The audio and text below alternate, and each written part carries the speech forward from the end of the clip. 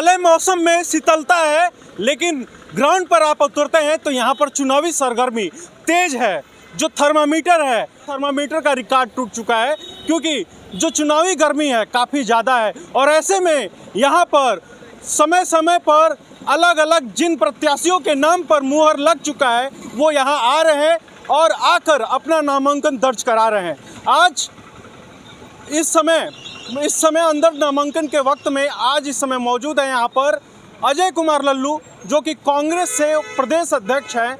वो लाल लश्कर के साथ नहीं आए, काफ़ी कम संख्या में आए, जैसा कि आप विजुअल में देख पा रहे हैं। और ऐसे में ठीक कुछ देर बाद पीएन पाठक आए हुए हैं, जो कस्या विधानसभा से भाजपा के उम्मीदवार हैं।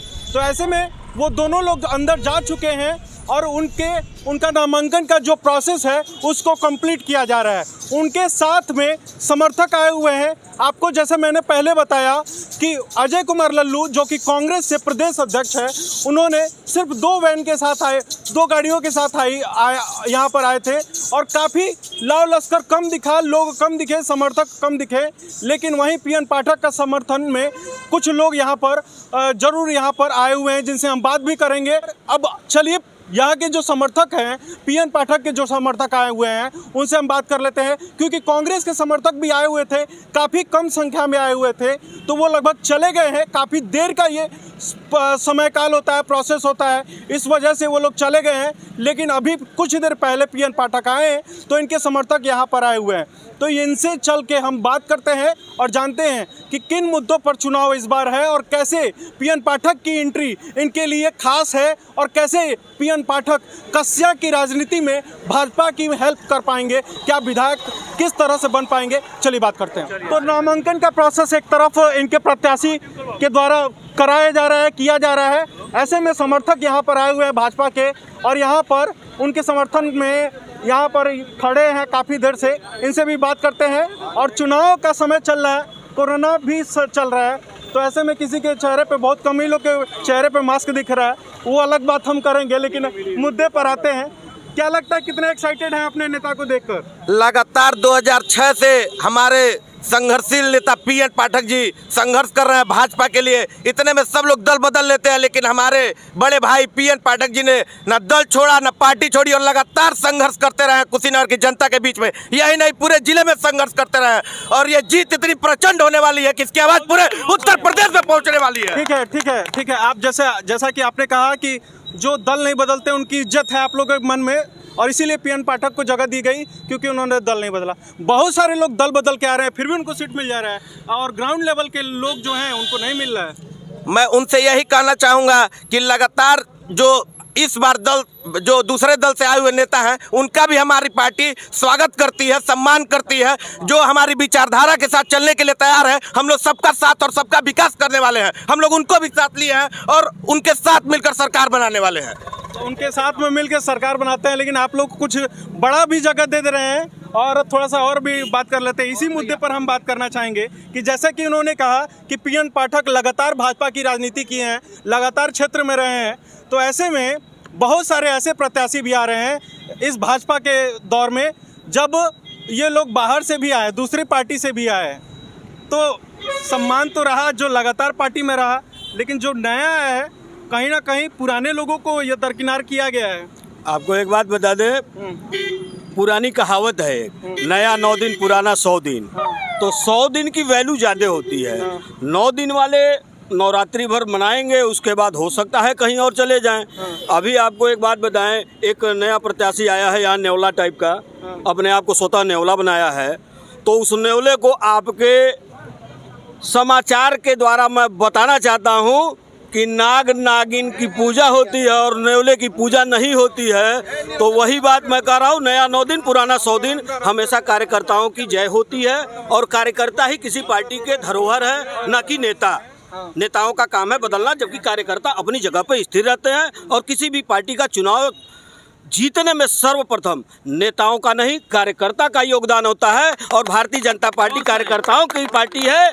और मैं माननीय मोदी जी और माननीय योगी जी को यहीं से जीत की शुभकामना, और आने वाले 10 तारीख को भाजपा का परचम लहराएगा। और इस मंच से, इस विधानसभा से मैं कह रहा हूँ कि सातों की सातों सीट भारतीय जनता पार्टी एवं संगठन की एवं गठबंधन की जीत कर यहाँ परचम लहराएगी। पिछली बार तो 6 हो गई थी, इस बार 7 की 7 आएगी। भारतीय जनता पार्टी। अच्छा, इन्होंने किसी को नेवला इंडिकेट किया, जनता समझ नहीं पा रही है नेवला कौन है।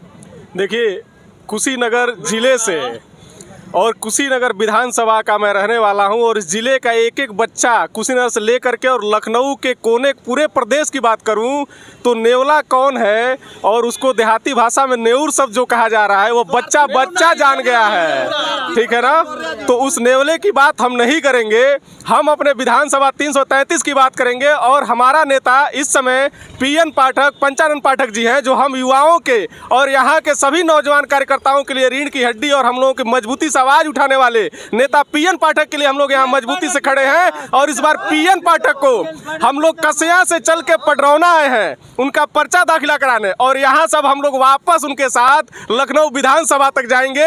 आज ये प्रण लेकर के हम लोग आए हैं। रजनीकांत मणि त्रिपाठी का टिकट काटना कैसा रहा? वो एक कार्यकर्ता हैं भारतीय जनता पार्टी के, आरएसएस से जुड़े हुए कार्यकर्ता हैं और भारतीय जनता पार्टी एक बहुत बड़ा परिवार है। 11 करोड़ से ज़्यादा इनके हम लोगों के वर्कर हैं भारतीय जनता पार्टी के। किसी कार्यकर्ताओं को कब ऊंचाई पे ले जाया जाएगा इसमें कहीं अशोक्ति नहीं है। कब हमको जो है प्रधानमंत्री तक पहुंचाया जाएगा, कब मुख्यमंत्री तक पहुंचाया जाएगा, उनका रास्ता तो रोक दिया गया। बिल्कुल नहीं रोका गया। वो हमारे बीच के हैं, हमारे बड़े भाई हैं, हमारे कार्यकर्ता हैं। आपको क्या लगता है रजनीकांत मणि त्रिपाठी अपने क्षेत्र में काम किए हैं कि नहीं? बिल्कुल काम किया है। बिल्कुल काम किए हैं, लेकिन तो फिर भी उनको जगह क्यों नहीं दी गई? पार्टी का यह निर्णय है, कहीं और जगह उनको जाना पड़ेगा, इसलिए पार्टी ने काम नहीं दिया। ऐसा होता है क्या? जी होता है। संगठन का जो निर्णय है वो सर्वमान्य है और हमारा जो संगठन है वो एक परिवार है, उसमें हर लोग के लिए एक जगह निश्चित की गई है। माननीय रजनीकांत मणि त्रिपाठी जी 5 वर्ष विधायक रहे, उन्होंने बहुत अच्छा काम किया है और इस बार वो मौका माननीय पीएन पाठक जी को मिला, वो भी विकास का परचम लहराएंगे और माननीय रजनीकांत मणि त्रिपाठी जी को दूसरे सदन में भेजने का कार्य हमारी पार्टी करेगी। तो हमने सुना है कि जो कार्यकर्ता है उसको प्रमोशन दिया जाता है। जी बिल्कुल, हमारी पार्टी एक परिवार के रूप में, जैसे मैं बार बार बता रहा हूँ, वो एक परिवार है और उसमें हर एक सदस्य को बराबर का मौका मिलेगा और किसी के भी आने जाने से कोई प्रभाव नहीं पड़ने वाला है। जो नया आएगा उसका हम लोग, जो हमारी विचारधारा को ग्रहण करेगा उसका हम लोग स्वागत करेंगे और जो दूसरे दल में जाना चाहता है वो जाए, वो उसका निर्णय है, वो सर्वमान्य है। आपको क्या लगता है? देखिए, पार्टी ने उनको टिकट नहीं दिया, वो बात की बात है, किंतु पार्टी में इतने लोग हैं, सबको मौका भी मिलना चाहिए। और देखिए, जो व्यक्ति काम करता है विरोध उसका ही होता है, जो काम ही नहीं करेगा उसका विरोध क्या होगा? ये बताइए, मैं घर पर बैठा हूँ और लोग मेरी तारीफ करें, ये हो नहीं सकता। जब मार्केट में चलूँगा तो हो सकता है कि कुछ अच्छे काम करूँ, हो सकता है मैं रोड बनवा रहा हूँ और उस समय में कोई किसी को चोट लग जाए तो वो कहे कि रोड बन रहा है। इसका जवाब ले लेते हैं। रजनीकांत मणि त्रिपाठी का विरोध कहीं दिखा था क्या आपके क्षेत्र में? क्षेत्र में विरोध कर रही थी क्या? जनता का कोई विरोध नहीं था। पार्टी का एक रूल है, पार्टी ने एक निर्धारित रूल के समय उनको विधायक बनाया, किसी का टिकट काट के उनको भी टिकट दिया, विधायक बनाया, उनको अपने कार्य क्षेत्र में, कर्म क्षेत्र में वो लगे रहे। अंतिम दिन तक पार्टी ने उनको कार्य क्षेत्र में देखा। पार्टी का अपना निर्णय है, व्यक्तिगत एक निर्णय होता है, परिवार की तरफ से निर्णय लिया और उनके जगह पे माननीय पीएन पाठक जी को टिकट देके आज क्षेत्र में भेजी है जनता की सेवा करने के लिए। भारतीय जनता पार्टी, क्या लगता है पीएन पाठक अगर सत्ता में आते हैं, विधायक के तौर पर चुने जाते हैं, तो किस तरह से डेवलपमेंट कर पाएंगे? निश्चित तौर पर पंचानन पाठक जी अगर जीतते हैं, विधायक बनते हैं, तो क्षेत्र में माननीय नरेंद्र मोदी और उत्तर प्रदेश के कर्म योगी मुख्यमंत्री योगी आदित्यनाथ की नीतियों को निर्धारित कर जनता के नीचे तक ले जाएंगे और हर गरीब तबके के लोगों के विकास के बारे में सोचेंगे और कार्य करेंगे। यह निश्चित तौर पे करेंगे। भारतीय जनता पार्टी का हम देख रहे हैं कि स्वामी प्रसाद मौर्य का पर्चा दाखिला हो रहा था, तो यहाँ से वहाँ तक काफ़ी ज़्यादा संख्या में भीड़ रहा, लेकिन आप लोग की संख्या कम पड़ गई है। जैसे मैं बता रहा हूँ, सुन लीजिए, उनके साथ आने वाले लोग उत्तर प्रदेश के उनके कुछ चट्टे बट्टे हैं, वो आते हैं, कोई औरैया से था, कोई प्रतापगढ़ से था, कोई बदायूं से था, वो आए थे उनके साथ। वो देखिए, एक तरह से एक लिमिटेड कंपनी लेके चलते हैं, अपनी कंपनी लेके आए हैं पर्चा दाखिला करने। कल का उनका भाषण सुनिए, एक माननीय उत्तर प्रदेश के मुख्यमंत्री के खिलाफ उन्होंने जिस तरह से बोला, 5 सालों तक वह कहीं जबान तक नहीं खोले, कल उनका जवान ये था कि ये सवर्णों को दे रहे हैं और गरीबों का हक मार रहे हैं। 5 सालों तक आप मलाई काटे, 5 सालों तक जब आचार संहिता लगता है तो आपको याद आती है गरीबों की। आप रोजगार मंत्री थे, कितने रोजगार दिया आपने? मंचों से कहा है कि 2 लाख 5 लाख हमने रोजगार दिया। ऐसे तो योगी जी के ऊपर आरोप लगते हैं, मोदी जी के ऊपर आरोप लगते हैं कि अपने कार्यकर्ताओं को बोलने नहीं देते हैं। तो ये भी एक कारण हो सकता है कि स्वामी प्रसाद मौर्य ना बोले हो। अरे क्यों नहीं खुल के बोले हैं? मलाई काटे, अपने लड़के के लिए मलाई काटे हैं और बोल नहीं पाए हैं। बेटी को सांसद बनाए हैं, बोल ही नहीं पाए हैं। जो अच्छा, ये मलाई काटने को जो कह रहे हैं उसका सेंस थोड़ा हमको, हमारी जनता को समझाइए, उसका मतलब क्या हुआ? मलाई काटने का मतलब ये हुआ कि आपको जब शासन सत्ता में बैठने की जगह मिली और आपके अपेक्षाओं पे खरा लोग नहीं उतरे तो बगावत पहले ही कर देना चाहिए था। और आपने अंत समय देखा और अपनी स्थिति बुरी देखी तो आप दूसरे पे ब्लेम करके पार्टी छोड़ दिए। तो ये मलाई पूरा 5 साल का खाए, उसके बाद पार्टी छोड़े। छोड़ के भाग गए।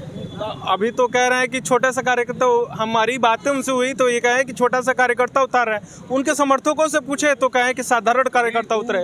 तो वो कह रहे हैं कि पडरौना में एक साधारण कार्यकर्ता उतार के हम हरा देंगे। मैं स्वामी प्रसाद मौर्य जी को खुले मन से चुनौती देना चाहता हूं कि अगर उनके में इतना ही दम था तो पडरौना की सीट क्यों छोड़ दिए? क्यों फाजिल नगर अपनी जाति विशेष जहां उनकी जाति अधिक है वो सीट चुने? अगर उनके अंदर दम था तो उनको पडरौना लड़ना चाहिए। और मैं कहना चाहता हूं कि माननीय कुंवर आरपीएन सिंह जी के आ जाने की वजह से उन्होंने अपनी सीट छोड़ दी। उनकी जमानत यहाँ जब्त होने वाली थी। पडरौना के भाई हमारे मौजूद हैं यहाँ पे, वो उनकी जमानत जब्त करने वाले थे। मैं फाजिल नगर विधानसभा से हूँ और क्षेत्रीय सह संयोजक रेहड़ी पटरी व्यवसाय प्रकोष्ठ। हाँ बताइए। और मैं स्वामी से कहना चाहता हूँ, संदेश देना चाहता हूँ आपके माध्यम से कि फाजिल नगर में गंगा सिंह कुशवाहा के लड़के सुरेंद्र कुशवाहा जी शुरू से आरएसएस में रहे हैं और एक कार्यकर्ता के नाते पार्टी ने उनको टिकट दिया है और टिकट देने का हम लोग प्रचंड बहुमत से फाजिल नगर विधानसभा से सुरेंद्र कुशवाहा को विजयी घोषित करेंगे और मंत्रिमंडल में मंत्री बनाने का काम करेंगे। श्री राम को जब आप जय श्री राम बोले तब तक हमको जय श्री कृष्ण भी याद आ गए और अखिलेश यादव भी याद आ गए। कृष्ण भी हमारे हैं, श्री राम भी हमारे हैं। अखिलेश यादव जी के सपने में आते हैं लेकिन हम लोग के दिल में बसते हैं, इसलिए फिर कहते हैं जय श्री राम। राधे भी हमारी है, मथुरा भी हमारी है, काशी भी हमारा है, सारा भारतवर्ष हमारा है। इन लोग के सपने में तो आज श्री कृष्ण जी नजर आ रहे हैं, लेकिन हम लोग का तो शुरू से नारा ही है अयोध्या काशी मथुरा हमारा ही है। वसुदेव कुटुंबकम पे हम लोग काम करते हैं। नहीं, हम आपको बता रहे हैं सपने में जो भगवान कृष्ण आ रहे हैं वह मोदी जी की देन है। मोदी जी नहीं आते तो सपने में कृष्ण भी नहीं आते। और हकीकत में देखिए वो समाजवादी पार्टी नहीं, हकीकत में वो नमाजवादी पार्टी है और वो नमाज का ही ध्यान देते हैं। वो तो सपना नहीं, वो एक कहने के लिए ढोंग बना रहे हैं। ढोंग ही है कि वो कह रहे हैं कि मेरे सपने में कृष्ण आ रहे हैं। भैया कृष्ण आ रहे हैं तो कृष्ण के बारे में बोल भी तो दो, बोलो ना कि मथुरा का मंदिर बनवाएंगे। भगवान परशुराम का मंदिर बनवाया और फरसा गिर के उन्हीं के ऊपर गिर गया। सबका साथ सबका विकास की बात आप लोग करते हैं, अब फिर एक ही बार आ जाते हैं कि समाजवादी और नहीं। जितनी भी योजना सरकार भारतीय जनता पार्टी, सभी धर्मों को भारतीय जनता पार्टी, भारतीय जनता पार्टी की डबल इंजन सरकार। जब भी आप देखें प्रधानमंत्री आवास को मिली है, प्रधानमंत्री आवास में किसी भी व्यक्ति को ऐसा हो जो यह कह दे कि मुझे आवास नहीं मिला। उज्ज्वला योजना में कोई कह दे कि जाति का भेदभाव हुआ है तो ठीक है। आपके नरेंद्र मोदी जी जो है या फिर जो बीजेपी का आइडियोलॉजी है उस हिसाब से सबका विकास हो रहा है। बिल्कुल हो रहा है, लेकिन फिर आप लोग अपने शब्दों में ये ऐसी बातें इसलिए कह रहे हैं कि भारतीय जनता पार्टी सबका साथ सबका विकास करती है और वो नमाजवादी की सरकार है। वो नमाज का ही विकास करेंगे और वो केवल करबला तो नमाजवादी के मतलब बता देना चाहता हूं कि इसके पहले जिसकी भी सरकार बनती थी रोजा अफ्तार करती थी और मस्जिदों में जाके टोपी लगाती थी। लेकिन आज की परिस्थिति ये है कि सारी पार्टियां हिंदू धर्म के आस्था से जुड़े हैं और मंदिर में जाके जय श्री राम बोलते हैं। ऐसा लगता है क्या कि कहीं ना कहीं आप लोग जस्टिफाई कर पा रहे हैं ये सब बातें कह के कि ये नमाजवादी है या फिर दूसरे धर्म को टारगेट करके? ये हम कहाँ कह रहे हैं भाई, ये तो पूर्व की जो सरकारें रही हैं, विपक्ष के जो लोग हैं, ये लोग हम लोगों को ला करके खड़ा कर दिए हैं कि हम अपने आप को साबित करें कि हम हिंदू हैं, हम भाजपा के लोग हैं। जब आप समर्थन करेंगे टोपीधारियों के, तो हम लोग तो भगवान श्री राम के नाम पे चंदन लगा करके और यहाँ से लेकर कन्याकुमारी और कश्मीर तक जय श्री राम का नारा ही देंगे ना। हर जगह समाजवादी पार्टी इसलिए है कि जब समाजवादी पार्टी की सरकार थी इसके पूर्व में, तो हज यात्रा पे सब्सिडी मिलती थी, मुस्लिम बालिकाओं को 30,000 रुपया मिलता था। लेकिन हमारी सरकार जब आई तो ये सब चीज़ें सिस्टम को ख़त्म कर दिया। उन्होंने सबको लेकर चला, सभी जाति विशेष, सभी धर्म विशेष को लेकर चले। किसान सम्मान निधि हुआ या उज्ज्वला गैस का योजना हुआ, सौभाग्य योजना हुआ, जितनी भी योजनाएं सरकार ने चलाई तो सबको मिला। कन्या हुआ, कन्याधन हुआ, छात्रवृत्ति हुआ, उसमें हम लोग सबको लेकर चले हैं। किसी जाति किसी धर्म विशेष को हम लोग बांटने का काम नहीं किया। इसीलिए हमारे सरकार का नारा ही है सबका साथ, सबका विकास, सबका विश्वास।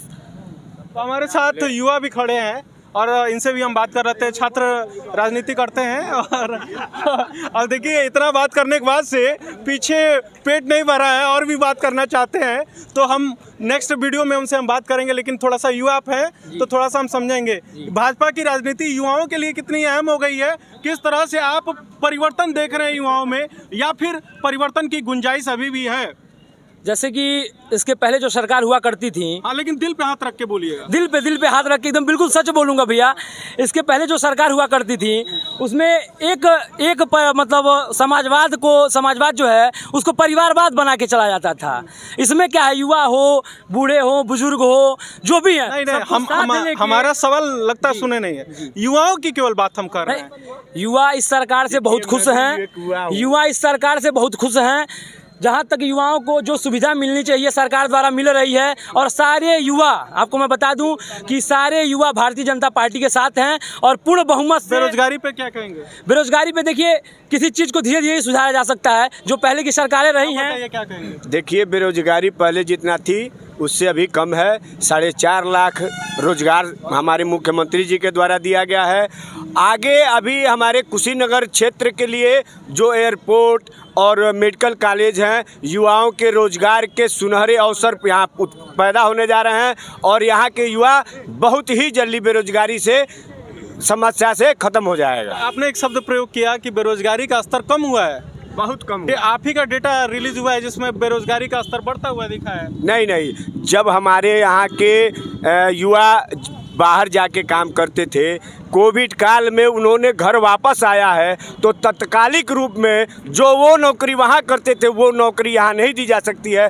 फिर भी सरकार ने जितना सुविधा मुहैया कराया यहाँ के बेरोजगारों के लिए, अभी आगे देखते तो जाइए। अभी हमारा एयरपोर्ट चालू होने दीजिए, मेडिकल चालू होने दीजिए, एम्स चालू होने दीजिए, फर्टिलाइज़र चालू हो गया है, उसमें अभी और भी वर्करों की ज़रूरत है। बेरोजगारी अपने आप समाप्त हो जाएगी। और बेरोजगार वही है जो काम नहीं करना चाहता। जो काम करना चाहता है वो आत्मनिर्भर भारत का मिशन लेके चलता है और स्वयं पे अपना रोजगार खड़ा करता है। आपके पार्टी में बहुत सारे बेरोजगार कार्यकर्ता हैं, तो क्या वो काम करना नहीं? कार्यकर्ता कभी बेरोजगार नहीं होता है, वो राष्ट्र हित के लिए अपनी जान न्यौछावर करने वाला होता है। और कार्यकर्ता कभी बेरोजगार अपने आप को कह ही नहीं सकता है।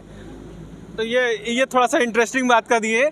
और इनका कहना है कि जो कार्यकर्ता जो कार्य कर रहे हैं पार्टी में, वो दूसरी नौकरी ढूंढ नहीं सकते हैं और दूसरी नौकरी नहीं ढूंढना चाहिए, ऐसी ऐसा नहीं है। राजनीति कार्यकर्ता अपनी जान न्यौछावर करने वाला होता है, नौकरी के पीछे आज नहीं। का जो युवा है, आज का जो युवा है वो राष्ट्र निर्माण के बारे में भी सोच रहा है और आत्मनिर्भर भारत के माध्यम से और युवा स्टैंड अप योजना जो लाई है, MSME की तरफ जो लोन दिया जा रहा है युवाओं को, उससे वो आत्मनिर्भर हो रहे हैं सभी क्षेत्रों में। कुशीनगर के कार्यकर्ताओं के आप लोग भाजपा विंग में है, कुशीनगर के कितने लोग को स्टार्टअप का वो योजना? जो भी पूरा डॉक्यूमेंट लेके जाता है बैंक में, उसको सरकार उसको बैंक लोन देती है। डेटा बताइए। डेटा के बारे में रखते हैं ना, हर विभाग की सहभागिता आप लोग से बनी रहती है। डेटा तो आप लोगों के पास उपलब्ध ही होगा। और जो आप कह रहे हैं कि कार्यकर्ताओं की बात जो कह, देखिए सबका एक अलग अलग फील्ड है। जो राजनीति में जाना चाहते हैं, जो राजनीति में अपना दिशा निर्धारण करना चाहते हैं, वो भी एक रोजगार ही मान लिए हैं अपने आप को कि भाई हम लोग राजनीति के दिशा में ही, समाज के दिशा में काम करेंगे, समाज सेवा करेंगे। आप लोग मेहनत करते हैं, आप कार्यकर्ता मेहनत करते हैं, पता चलता है कि लास्ट मिनट में बाहरी किसी को वोट दे दिया, सीट दे दिया जाता है। देखिए, सीट से नहीं मतलब है, हमें अपनी वहाँ पे सरकार से मतलब आपका है। भविष्य का रोजगार तो खत्म सैनिक कभी राजा बनने की कोशिश नहीं करती। हम भाजपा के सच्चे सैनिक लेकिन हैं। इतिहास के पन्नों में सैनिक भी राजा बना है। और मुझे आपको यहाँ बता दूं कि भाजपा पार्टी अपने सैनिकों को राजा बनने के मौका देती है, ना कि परिवारवाद में पड़ती है। पाठक जी राजनीति कभी रोजगार नहीं होता है। राजनीति को कभी रोजगार के माध्यम से नहीं जोड़ना चाहिए। राजनीति सेवा का माध्यम है, और जो सेवा करेगा, जिसके साथ संगठन खड़ा होगा, जिसके साथ कार्यकर्ता खड़े होंगे, उनको टिकट मिलेगा। और इसका सीधा सीधा उदाहरण है कि हर आरपीएन सिंह नहीं आरपीएन सिंह आरपीएन सिंह बड़े नेता हैं, उनका कद बड़ा है। और आप निश्चित रूप से ये जानते हैं कि कुशीनगर के विकास में और कोई चार चांद लगाया है। यहाँ का 75% विकास वो आरपीएन सिंह के नाम से है। अच्छा, तो इसीलिए आप लोग कैंपेन कर रहे थे और उनको हरा दिए थे? नहीं, हम लोग हमेशा उनके नाम पे इतना अच्छा वो कार्य किए थे कांग्रेस में रहते हुए कि आप लोगों ने उनको हरा ये मोदी जी की लहर थी, और ये जनता के अंदर कांग्रेस के प्रति रोष था। अगर कांग्रेस में वो नहीं होते, भाजपा में होते या अन्य किसी पार्टी में, तो निश्चित तौर पे वो चुनाव जीते होते। बस बताइए क्या कह रहे हैं?